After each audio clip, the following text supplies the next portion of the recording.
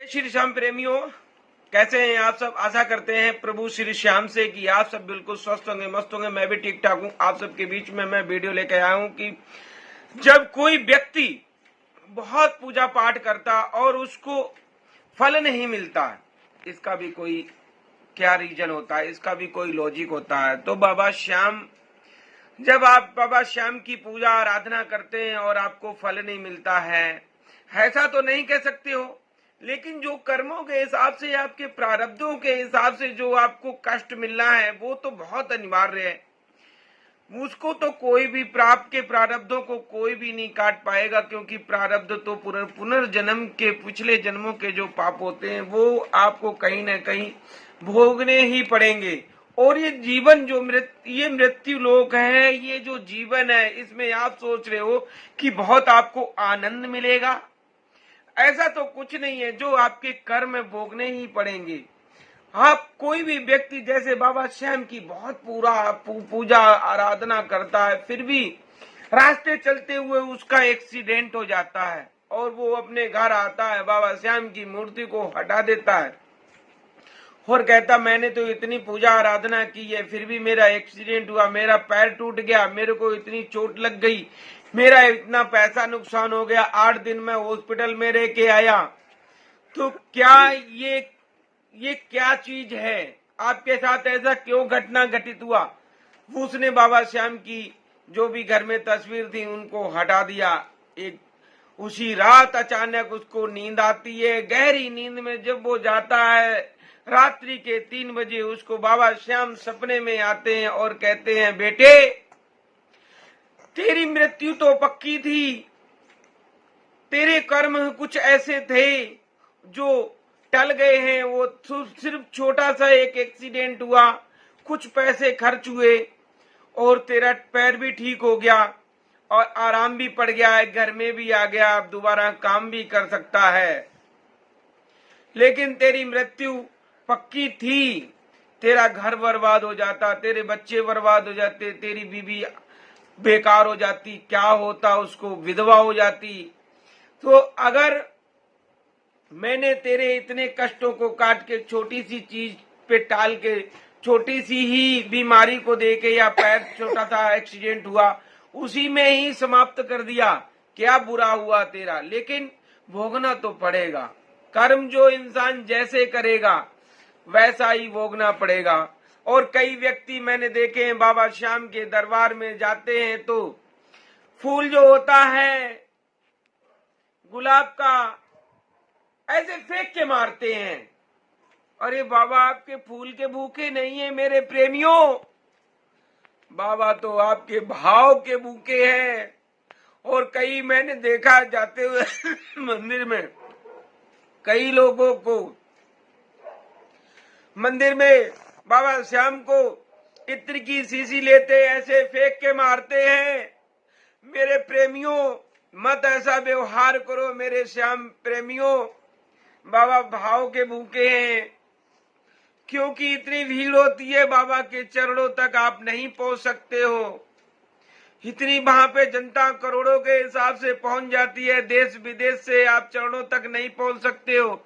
लेकिन जिस भी स्थान पे आप खड़े हो, बाबा दोनों बोतलों को ऐसे बाबा को दिखाओ और बोलो मेरे बाबा, ये मैंने अर्पण किया है, इसको आप स्वीकार करो और इसकी सुगंधी में, आपकी सुगंधी मेरे घर तक पहुंचे, मेरे घर पे आप वास करो, मेरी समस्याओं को काटो। तो बाबा आपकी समस्याओं को जरूर काटते हैं। और मैं आजकल आप अपने बच्चों से और अपने जो परिवारजन हैं, बड़े बुजुर्गों से भी कहना चाहूंगा कि बच्चों को कुछ मत देना, धर्म की शिक्षा जरूर देना।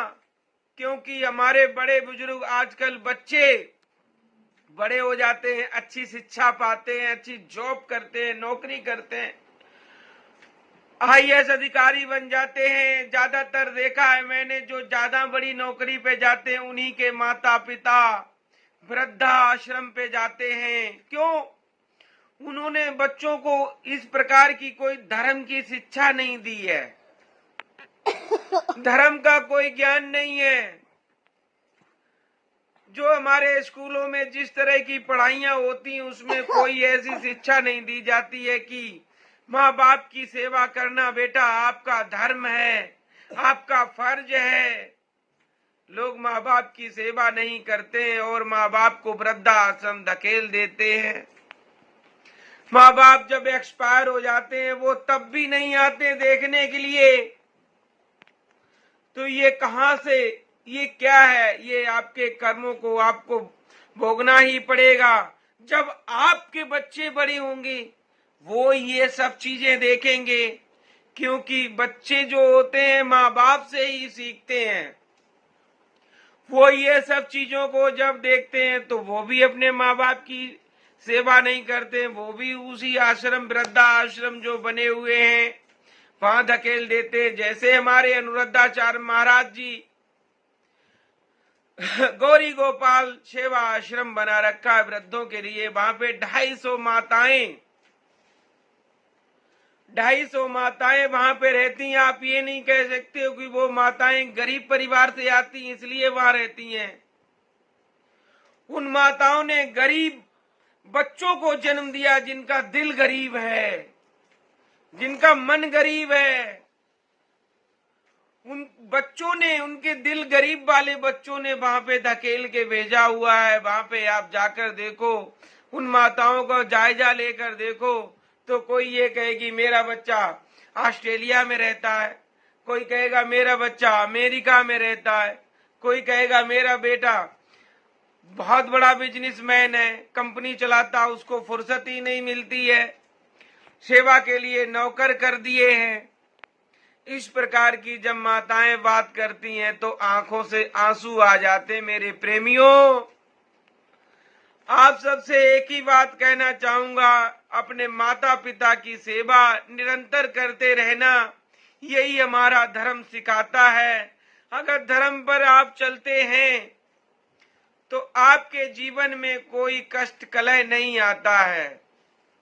जब एक माँ बच्चे को 9 महीना पेट में पालती है, 9 महीने के बाद में वो कई वर्षों तक आपके मलमूत्र को साफ करती रहती है, तो वो कभी इस तरह की बात नहीं सोचती है कि मेरा बेटा आगे चलकर बुढ़ापे में मेरा ये हाल करेगी।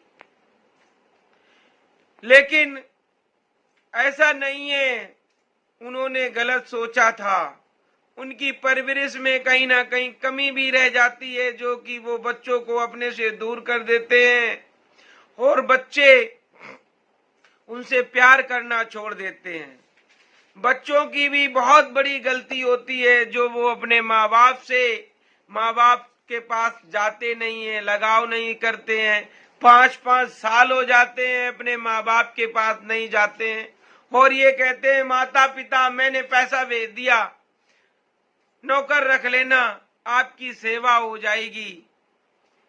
अरे जब एक बेटा जब थाली में रोटी परोस कर 2 रोटी सूखी ही सूखी पाकी क्यों ना हो, जब वो माता के पास बैठ के उसको खिलाता है तो माता का दिल गदगद हो जाता। मेरे प्रेमियों, बोलो हारे के सहारे की जय, बोलो लखदातार की जय।